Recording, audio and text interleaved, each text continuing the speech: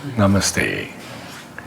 Welcome to our continuing series, Evenings with Sraddhalu. Namaste, sir. The last 3 sessions we had been exploring Narad's early days in Auroville, and he's shared many interesting incidents of the challenges, the help, and in the last session it was about his experiences with flowers.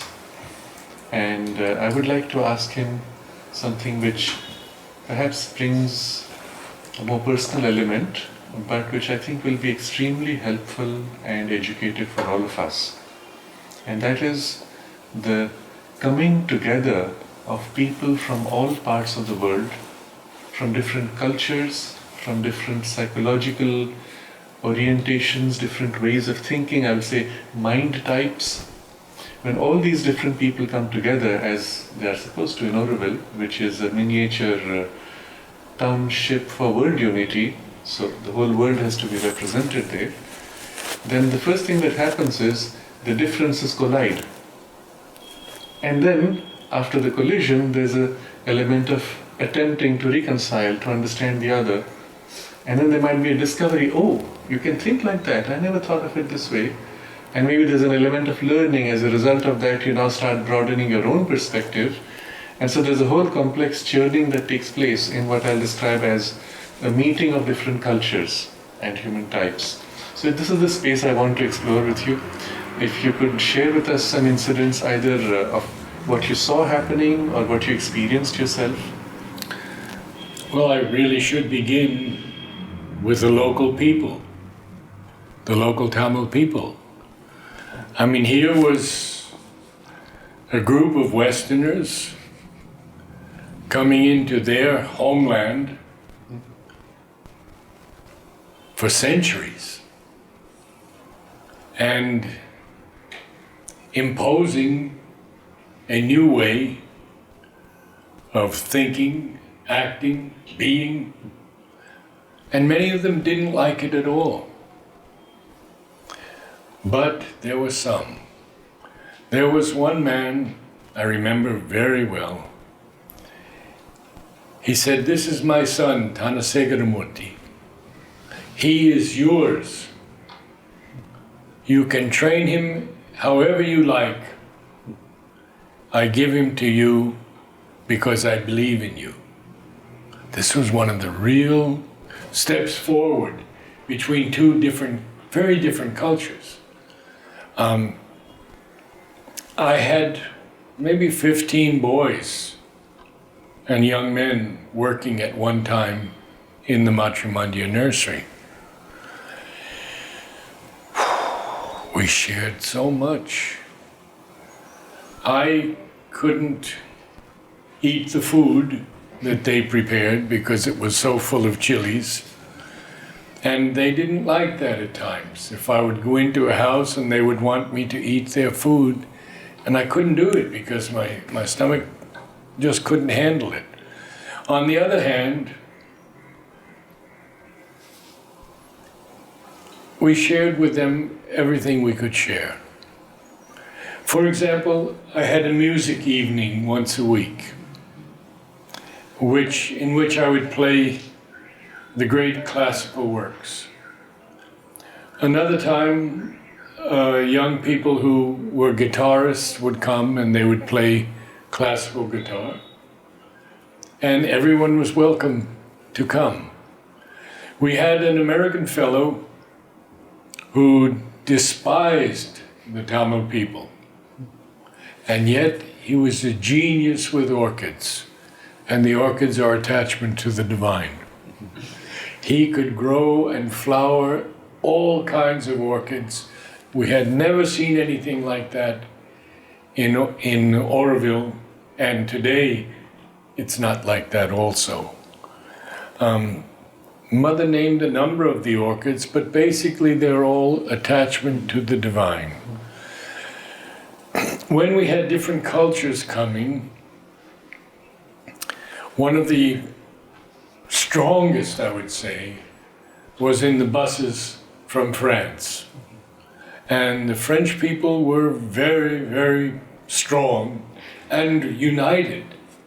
And there are often many, many clashes. The Dutch people were more calm, more mental, I would say.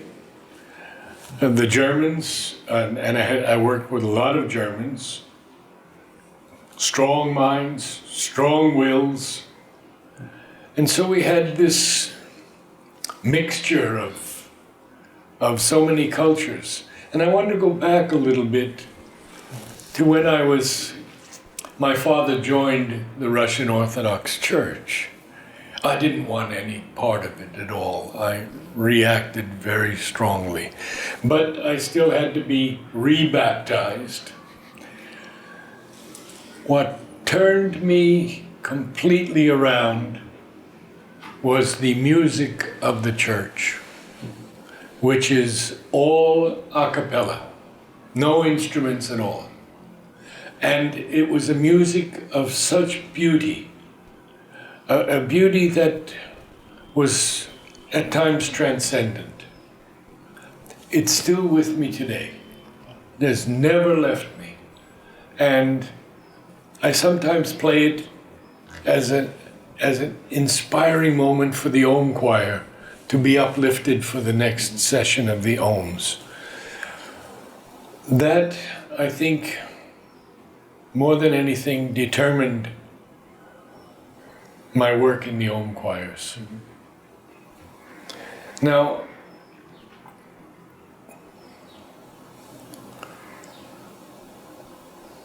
there is a fellow, Paolo Tomasi, an Italian, who mother wanted to work with Roger, the architect of Auroville. Paolo was an easygoing fellow, not at all like many Italian people who are very vital, but in a wonderful way. But Roger could not work with him. And at one point, I think it was Saprem said, they'll work together. And Mother said, oh, they'll work together. But they never did. Paolo did a series of 12 designs for the gardens of the Matrimandir, and they took me away. They were so inspired. And he said to me, any changes you want to make, go right ahead. I don't hold any egotistical feeling about these. Purnaprem, Mother's granddaughter, took me to that exhibition at the Matrimandir. And many, many people were deeply moved. So, yes, we had clashes, but there were also moments when we would come together in new ways. And one of those moments was when Panditji or Aurobindo Basu would speak to us about the yoga once a week on a Wednesday night in that little meditation room at the center Mother called Peace. It brought so many of us together. Also, which I don't believe I mentioned before, Mother gave me the blessing to read Savitri once a week, which I did for 10 years in Auroville. Once a week. Sometimes at the center, sometimes mostly at the center, sometimes in the nursery. I feel that the power of Savitri healed many surface problems. It just brought that mantric force into the collective consciousness.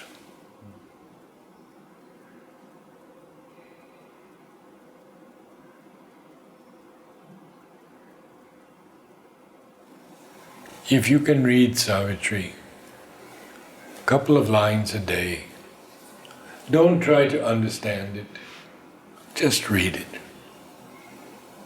And you will find that life will change for you dramatically.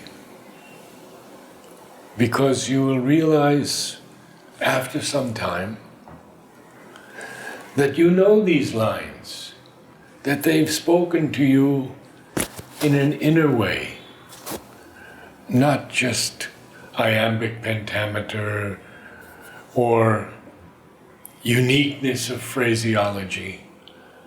No, they carry each line carries such a force in it of unification,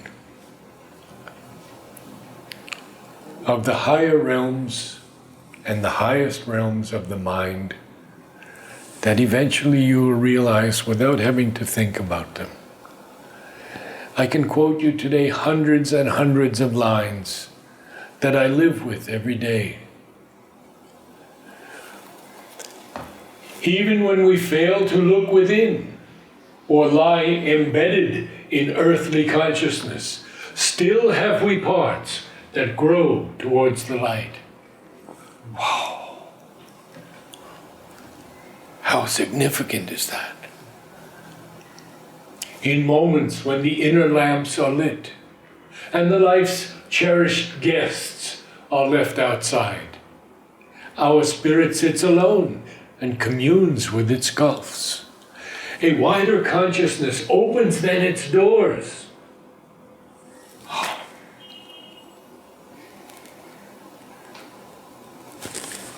Please. I get started, I won't stop. Okay, that's right. Could you share with us some examples of your own experience where you found a disconnect because of cultural differences and then you learned as a result? Or just any unusual, odd experiences like that? There must have been many. There were many. There was a young man who worked with me, and he was so loving. One of the hardest workers I've ever met. And he would tell me things. I've ordered a chainsaw, it will come in a few weeks or a month. I've ordered this, I've ordered that. And everything was a lie. And when it came crashing down on me, I spoke to my friend Aurobindo Basu. And he said it is better not to have an association with people like that who are a bit twisted. I listened to him, but I never gave up on this fellow. And I found that in the end, when we met one day in Thailand, he was a transformed being. We went to a place called Nong Nuch, which had this extraordinary botanical collection. And I went into our room one day, and there he was, prostrate before Mother and Sri Aurobindo. And we became so close again. And a couple of years later, he died on my birthday. These are experiences that never leave us. Did you ever figure out why he was saying things like that, or did he ever change?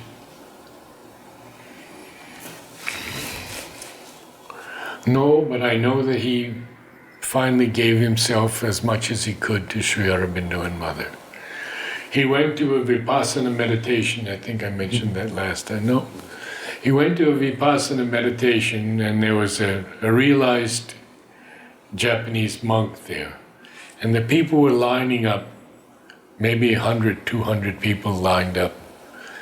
And he comes before this man, and the man looks at him and he says, "Ah, but you are from another nest, but welcome." And he knew that he belonged to Sri Aurobindo and Mother. What experience. I also met people in the Plumeria Society, as I mentioned already, a couple of them, who were truly open and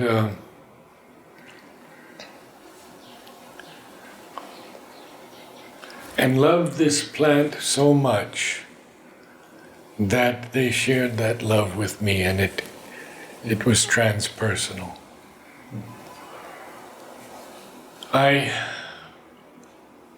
had interesting relationships with one fellow who built a place called Utility. And he was a dynamic warrior.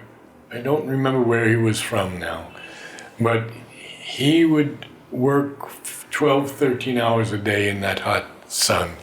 And he would bring in new things like the orange papayas, red papayas, and delicious things. And he would grow them, share them with everyone. The thing that I think most interesting was when we began a kitchen in the nursery, because we couldn't live on the rice, the little rice that we got at the center. And Mother said, yes, you can do it, but she wanted us also to learn from that.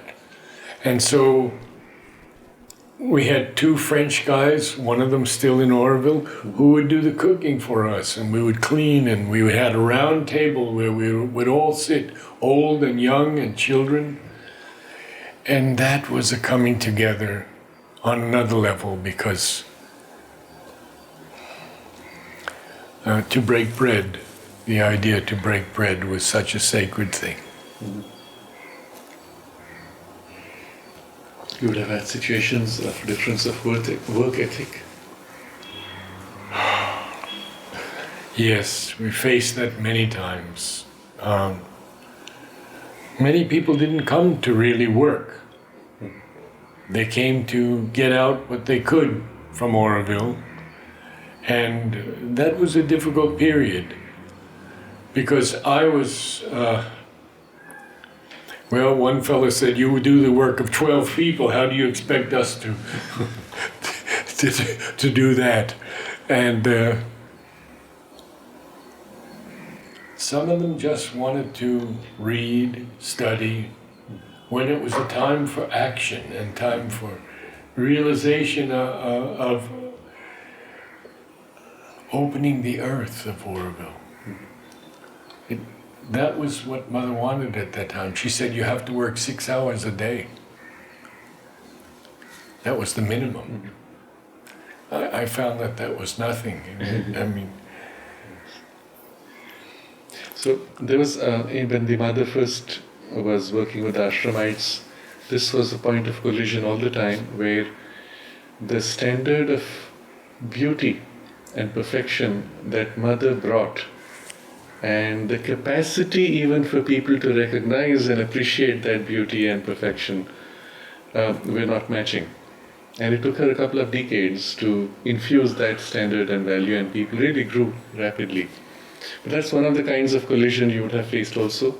yes. Where what it means to finish it, or to keep it clean, Yes. or Yes. arrange it. I think, if I can say it in one word, beauty has been the guiding word of my entire life. Everything we touch should be infused with beauty. Mother has written so much on beauty, and if you can read just what she has written on beauty, it will lift you into another area of spiritual experience. Because she says beauty in art, beauty in speech, the beauty in the way we move. And the focus of the Matrimandir Gardens nursery, in addition to growing the plants that would be used at the Matrimandir, was beauty. Everything had to be beautiful. And that was a challenge in those days, a great challenge, because there was not a lot that was beautiful in those days. The villages were terrible, they were poor and peat roofs and mud huts. And you had to work with people who did not recognize what it meant to make things beautiful or to keep them clean. The standards were so different. How did you manage that? Well, you see, we were heavily criticized for growing plants that didn't have any economic value. They weren't vegetables. You couldn't eat them. Why are you wasting money and time? But then they understood that their children were getting paid. And so that alleviated the situation a bit. But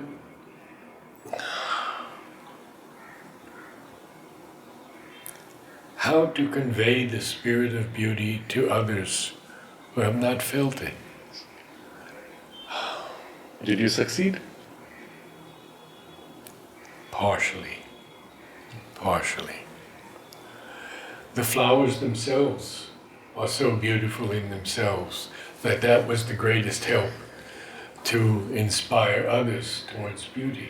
And yet I've seen people take flowers and break off stems, stuff them in, and here, a bouquet.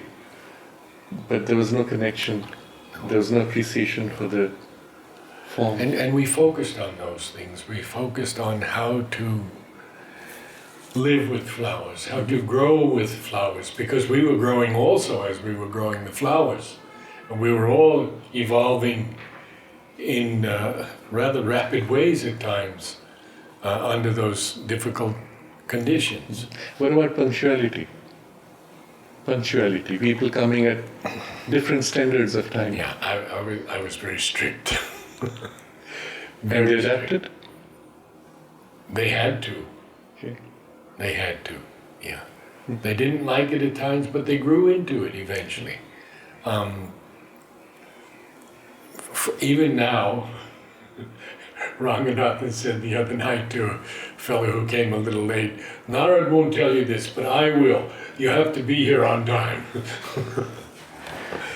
and it's good. My friends came 15 minutes early. So I appreciate that very much, that all of you have come on time. Thank you.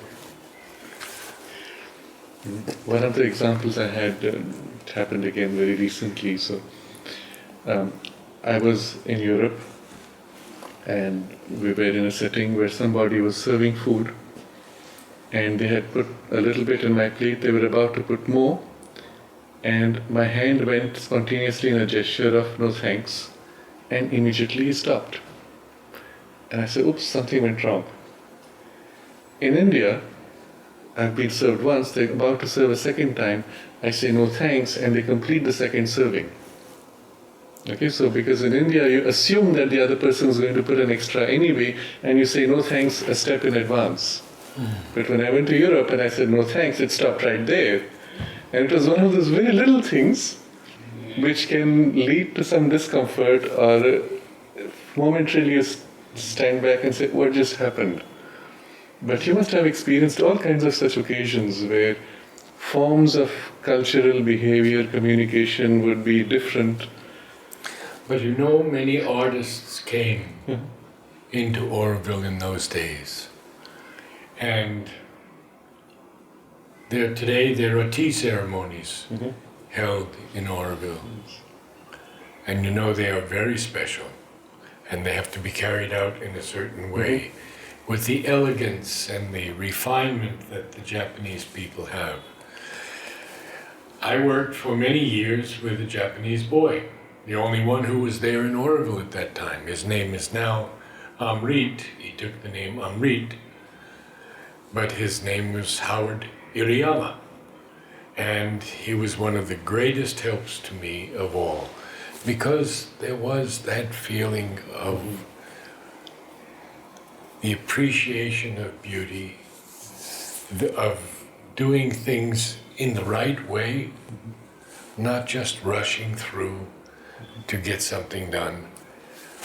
And he and Mary Helen and Alan, in his way with the orchids, although he had problems with the boys, he was totally devoted to one thing.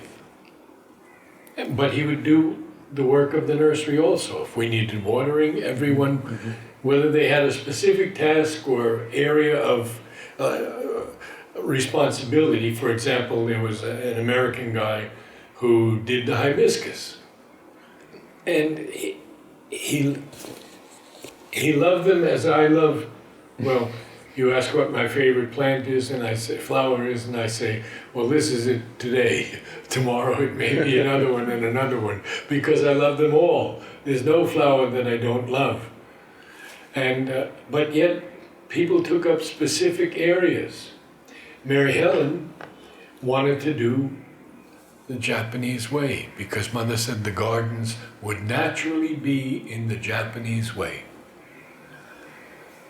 That refinement. And Mother has named the tree refinement of sensations. Another tree, refinement of habits. So many refinements. So we had people who concentrated in those areas. And even our oldest lady from Holland, Liska, who was the first one, I think, to pass away in Auroville, she was marvelous. Then friends would come, and this is something that I learned about the generosity of the Indian people. When they saw us doing a work that they perceived as true and valuable, they would donate just like that. And people today donate to our website just like that. And it keeps us going with all the interviews we do, and I mean, we're uploading every day of the week practically. And you've seen so many hundreds of them, and still more to come. That openness of the heart was something that I respond to in the Indian psyche. Have you any questions? There must be many. How one can realize that the transformation is taking place in the right path? In the right path, the transformation is taking place in a human being. You know, how can one realize that? How one can know it? That's a good That is, What do you mean by transformation? the progress. Okay, that's different. Progress. Then you'll feel if you're progressing. If you have changed, if you're not the same person, then you're So progressing. this change is a transformation for you? No, that's why I asked you what you mean by transformation. So I just wanted to know your Okay, but you know, the reason I'm asking is because a lot of people use this word transformation, but what they mean by it is something totally different. I think your question is more along the lines of how do you know you're progressing in the right direction? That's about it, isn't inner it? transformation. What do you mean by transformation?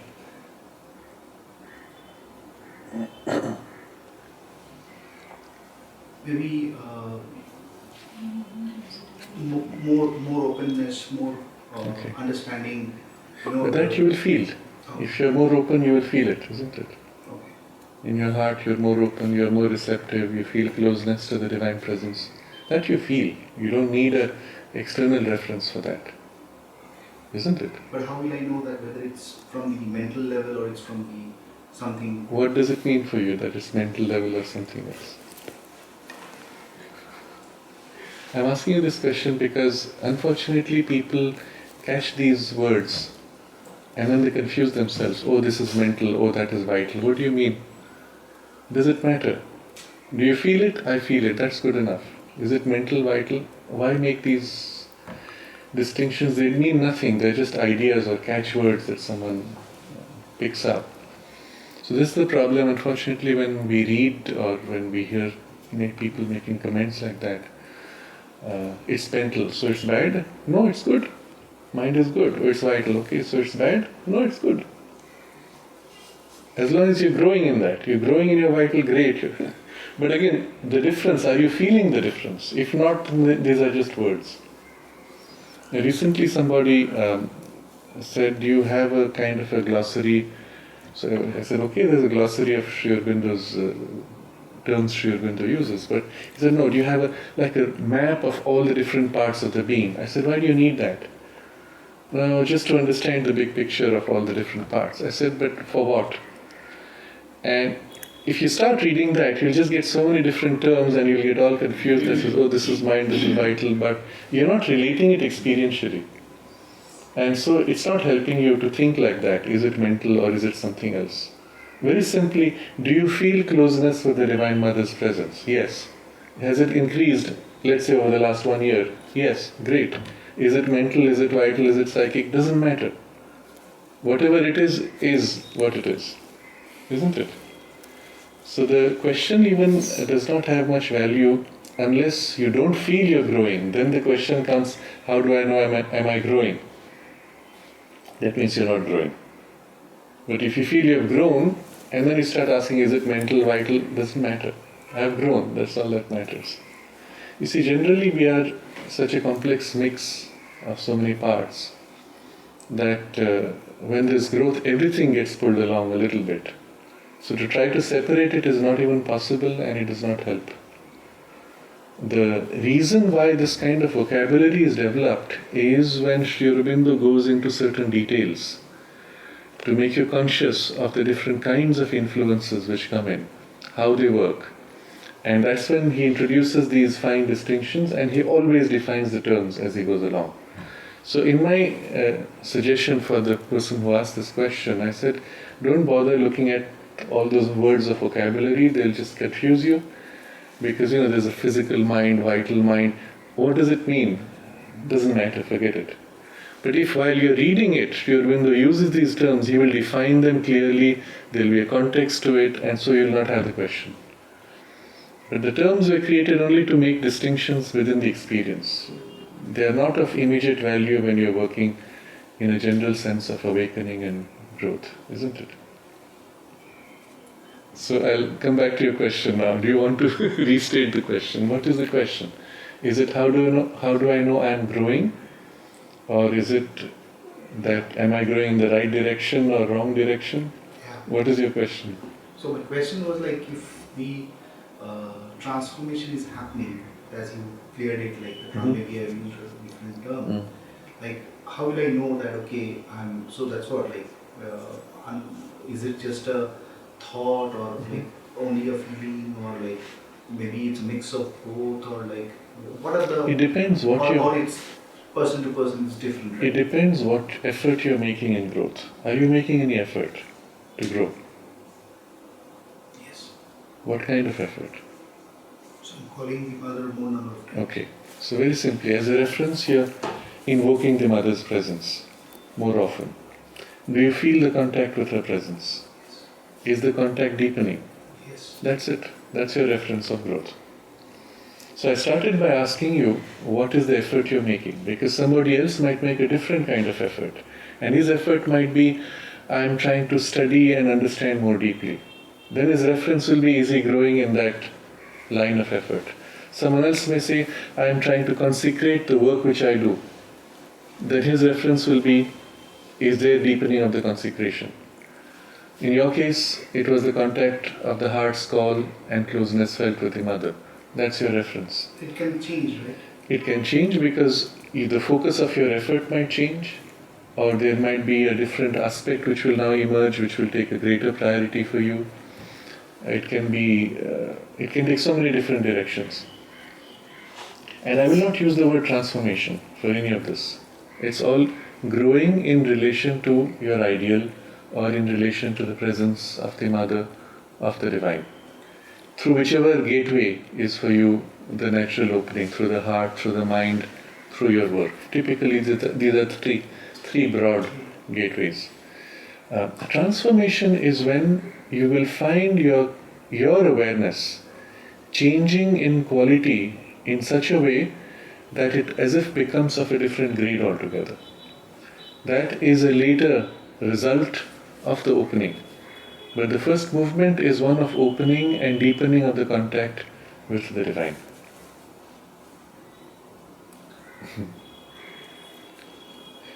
And the question, of course, how do you know? It's in the experience. You don't need an external objective verification for that. Sometimes you may meet people and there's a higher contact and you know it immediately. And that can help you in your growth. I'll give you an example. When my sister passed away, they held a requiem service in this Orthodox church. And the priest who did the service was one of the finest yogis I've ever met. An Orthodox priest, he was the finest yogi. So these contacts will come when you sometimes least expect them. You know that. Good. Today's session, for example, you were not expecting to come here today. Yeah. It happened quite unexpectedly. And generally what's happening is in the process of your opening to the Divine Mother's presence and influence and her love, your own consciousness begins to deepen much more. And whatever you grow in yourself, you begin to perceive in others now, much more deeply. When you grow in awareness of your deeper bhakti and faith, you will glimpse that in the people in whom that is there, and suddenly you'll recognize, oh, the person has the same vibration, the same feel. Yes. And they become as if now your extended family. Somebody else who may go through a more knowledge aspect in the opening begins to perceive or feel or think of the sense of the divine, and through the mind begins to perceive this sense of permanence, the sense of deep complex play of the divine wisdom through circumstances, and you begin to see that more and more in life, the way things happen and things fall into place. And he'll recognize that in somebody else, because in him that has deepened, you catch the resonance in someone else. So it's always like that, that our own deepening opens us to the deeper parts of others, and we recognize similarities. I had a question from the previous session when we spoke about the 5 aspects of the psychic perfection. Let's say courage, faith in the divine. What if we know that we don't have one aspect as much, and you want to build that? Maybe let's say I want to be more sincere, and how can I be more sincere? I mean, like if I know if I want to build muscles, I will have to go to the gym. If I have to pass an exam, I have to study. But if I want sincerity, then how can I? What do you mean by wanting sincerity? You have to be more sincere. So let's just say that is very, I mean, you would catch me on this one. But let's say courage. You want to be fearless. Now, how do you be more fearless? How do you have more courage? Do you feel that you lack it? Yes. In what way? That would be an experience. I mean, I think very difficult to put in words, but it would be an experience. Yes. Because we have fear in many things. So in what way does it bother you? Well, it's just that if you're fearless, it's life would be different. It would be more confident. It would be. So what you have is an idea of what it would be like to be fearless, Yes. and now you're trying to put yourself into that position. If I just want to rephrase it, I have the experience of, let's say, fear or lack of courage, Yes. and I want to eliminate that. Okay. I don't think the idea is more on the Exactly. utopian side. Yes. It's the experience. So in which space, in which activity of life do you find that appearing, that lack of For courage? example, it could. No example, you give your experience, because we have to take a real case. Sure, sure. There's no point talking about someone else's Even experience. sincerity, etc. Okay. You want to be, you've taken up a task of, let's say, doing the tapa every day in the morning. And it's just 10 minutes in the morning. Okay. But that also, if you can't do for a month, then somewhere you lack sincerity. I don't think so. I think you lack persistence. Oh. Is that the word? Endurance, perseverance? One of those, whichever you want to clear it. Whichever you want to, so obviously I gave up. But it's not lack of sincerity. The very fact that you are saying that I feel bad that I can't do it as a form of your sincerity, you are recognizing something. Insincerity will be when you say, oh no, I am doing it, or I don't need to do it, or you're deceiving yourself. That's a different story. So you don't lack sincerity at all. The reason I'm counter-questioning you rather than answering you your question is because what I recognize is this is a kind of a false approach to trying to fix something based on an idea of what it should be, rather than flowing with what you have and growing organically the way a plant or a flower would bloom. So you read a word, sincerity. I don't have sincerity. How do I grow? But you have not recognized that the very question is coming from a point of sincerity. And that's when I asked you specifics. It went to not a problem of sincerity, but of persistence. And that's a human problem. Everybody has the inertia that gets you to flag after a while, after having made effort enthusiastically for a few days. You begin to kind of get lazy, and then it becomes harder to make the effort. That's normal to all of us. And what you need is not lack of sincerity, correction of sincerity, but being able to push to do a little more or find ways to strengthen the willpower maybe. Okay, then I'll go back to the example. Let's say courage, and let's go to say fear. Yes. Now fear is something we've experienced. It's like maybe it's something which is inherent. Sometimes you get afraid of a situation, you're suddenly afraid when the flight, it is turbulent weather. And it's not like I don't have faith in the mother. I do. You close your eyes to that minute if it's really turbulent. Is that lack of courage, or can you build something up? Can you say that I want to so when you feel the element of fear in me, if let's say if quantify, let's say up to 100, can I bring it down? So let's take the example you have said of feeling fear when there's turbulence in a flight. Yeah. Okay, the plane is shaking, you feel fear. Yeah. Show me one person in the whole plane who doesn't experience fear. Yeah. Okay. It's a very human response. Then what do you do with it? That's your choice. So even there, if you fly every day and you experience that turbulence every day, after a while you hardly notice it. You go back to sleep. You wake up, oh, it's bumping, you go back to sleep. Have you become fearless? Have you grown in courage? No. You just got adapted. You're habituated to something which was too new in the beginning. So even here, I don't see a problem of courage. It's lack of courage in defining the question. No, it's no. The reason why I'm kind of deconstructing the example is, in fact, a lot of people come up with this kind of self-criticism. They see all kinds of lacks in themselves, and this is a very human thing, and it's very prevalent today. Because somehow today's lifestyle and today's education and the media is putting before us certain false ideals and unrealistic expectations. And we all find ourselves inadequate in front of those. But if you begin to truly introspect and look at what it is that's happening, you'll find you don't have any big problem. You have a very sincere openness and sense of direction and purpose and priority in your life. And you have been persisting in what you've been doing. You have a great sense of persistence. The work you have taken up, the kind of challenges you have taken in your work, in your business, involved courageous steps, isn't it? You took a leap which involved a leap of faith. Faith in yourself, maybe in life, in the divine, whatever form it took. You took a courageous leap to start something which you have no surety if it will succeed or fail. So all those elements are there already within you. What do you lack? In the sense that every one of us can grow in all these directions, yes, we all can grow. But do you have any major lack really? No. All you need to do is let it grow the way a plant grows. And in all these things which you have, which you do, bring in the sense of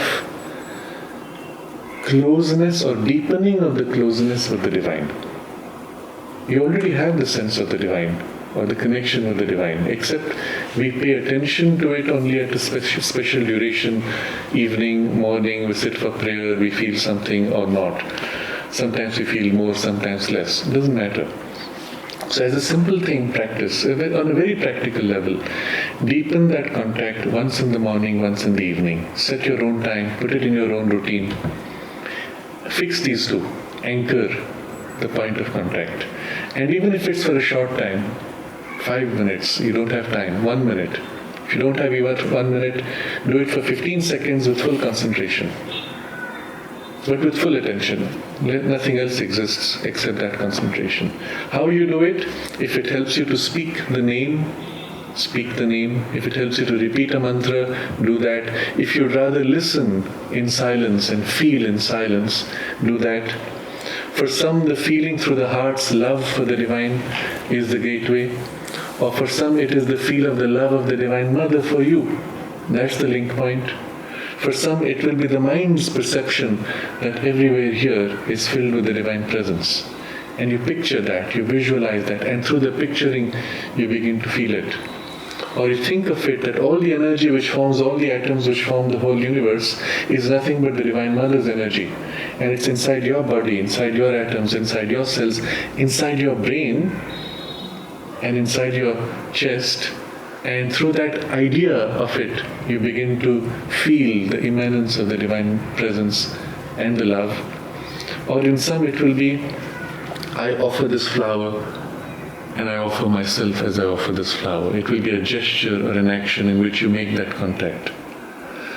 Whatever way in which you're able to do it, for 5 seconds, 10 seconds, if it extends, you feel so good being immersed in it, it'll extend for a few minutes. Someone may take up formally an exercise of closing eyes and concentrating to deepen that. Whatever form works for you. Give it its full with even a short concentration, once in the beginning, once at the end. And then something will happen automatically. And when it starts happening automatically, you can encourage it. That during the day there will be moments when you will feel, when you will remember. And if you begin to enjoy that, then you begin to encourage it a little more. And one simple exercise you can do with the telephone is you set the timer to beep once every hour. And every time that it beeps, you briefly remember, reconnect, and if at that moment you can open yourself and offer consciously in the manner that is for you the most natural, well, that's your gateway, that's your point of brief contact. Again, it may be 2 seconds. I'm in the middle of a conversation and the thing beeps. Momentarily I feel the presence, I remember, connect, and I may not break the concentration at all. Or, if I have the luxury, I may pause there, close my eyes, concentrate. Or if I need an external contact, I may use an image or form of the Mother. Or I may bypass all forms and again feel the immanence of the presence which is formless, infinite and eternal. Whatever the form, again, make that brief contact. And gradually those frequent points of contact will begin to suffuse your life like a perfume. You will feel the presence like a perfume filling everything. That's the way, most naturally, everything that you are will begin to grow in closeness and communion with the Divine. As a result, automatically you will find the sense of trust that you're helped, that you're protected, you're carried, that will grow. The sense of courage, because now you find you don't have much to fear when the Divine is everywhere and the Divine is so close to you. You do what you have to do without worrying, without fear. The sense of fear will begin to fade of its own, etc. So what I would suggest is you take a more broad approach in which you cease to criticize yourself, rather concentrate on your strengths and let them grow. And as they grow, they will fill whatever gaps of weakness are there. And I don't think many of us can say that we have a serious lacunae anywhere in our personality, and whatever is there is majorly complemented by strength. So start by expanding the part of strength which then fills the gaps of the weaknesses without focusing on them too much. And I feel that when one does this concentration on a regular basis, Sri Aurobindo humorously says if you can do it in the morning and then in the evening and maybe sometimes in the afternoon, it begins to repeat itself. And you begin to hear yourself saying these prayers or calling the Mother. I see a lot of people saying yes. It's true. It's very true that you started with a system. This hour, this moment, and then suddenly the system is gone, and something in you, let's call it the soul or the psychic being, is automatically calling, and sometimes you even wonder, oh, it's calling again. Sraddhalu gave that simple formula: aspiration, rejection, surrender. So if you can aspire for courage, you can reject the fear, and then you can just surrender, which is what he was describing as communion. No? I had a specific question. You said that Mother wanted the gardens to be done in the Japanese way. So I want to ask, what is your understanding of what she meant, and what do you think about what has been done in relation to that? Do you think it's being done that way? Okay, that's a very loaded question. I'll answer it as clearly as I can. Having been to Japan at different times and have met the gardeners and horticulturists and have seen their gardens, I now have a very clear feeling of what is to be. It is not there yet in any way at all. What Mother said to me, and I've quoted that before, and I'll quote it again for everyone here. It must be a thing of great beauty, of such a beauty that when men enter they will say, ah, this is it. And they will experience physically and concretely the significance of each garden. In the garden of youth, they will know youth. In the garden of bliss, they will know bliss. And then Mother raised her hand in a spiral and she said, one must know how to move from consciousness to consciousness. And in answer to Mary Helen's question, Mother said, naturally, it will be in the Japanese way. And interestingly, the Japanese way is not too many flowers. In fact, when Mother writes to Huta and says to Huta, I have seen the garden, and there are beautiful trees and many types of palms and some flowers, but not too many.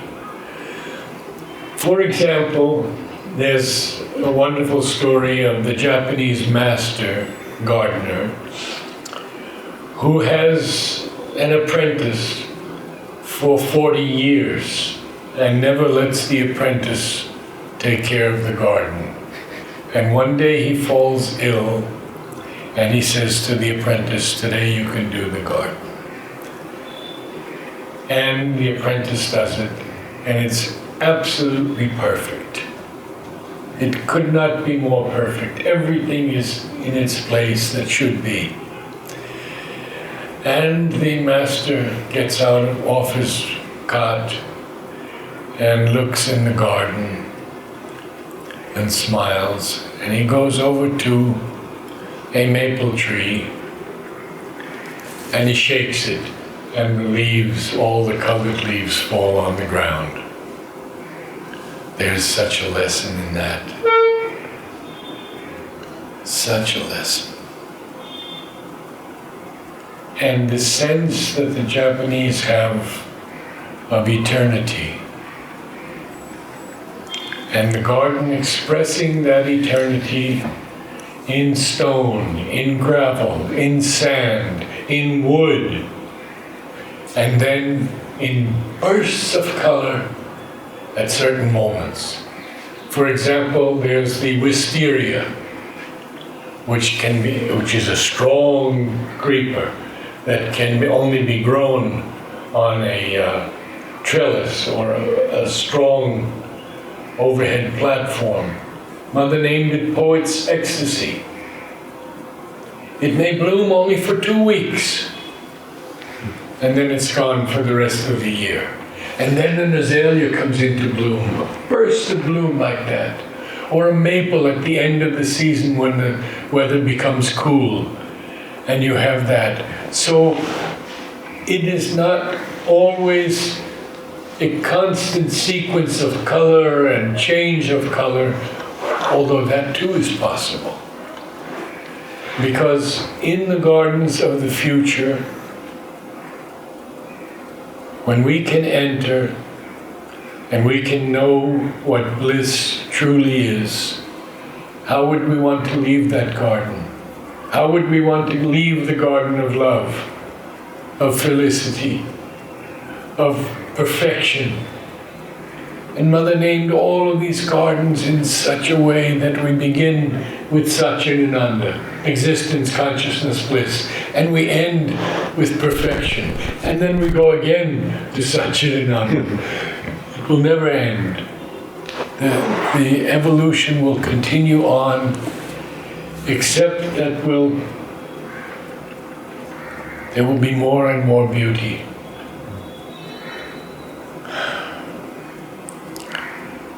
More and more love, more and more joy. And we all have that to look forward to. And it doesn't matter how many lives we have to live. Why else are we here?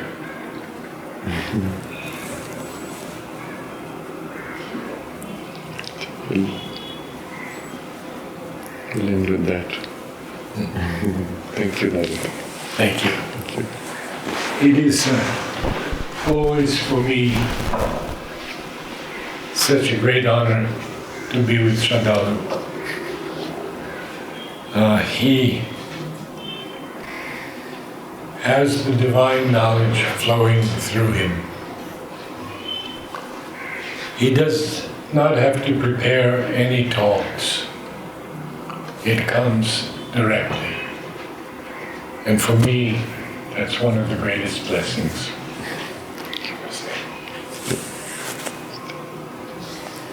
Namaste to you all.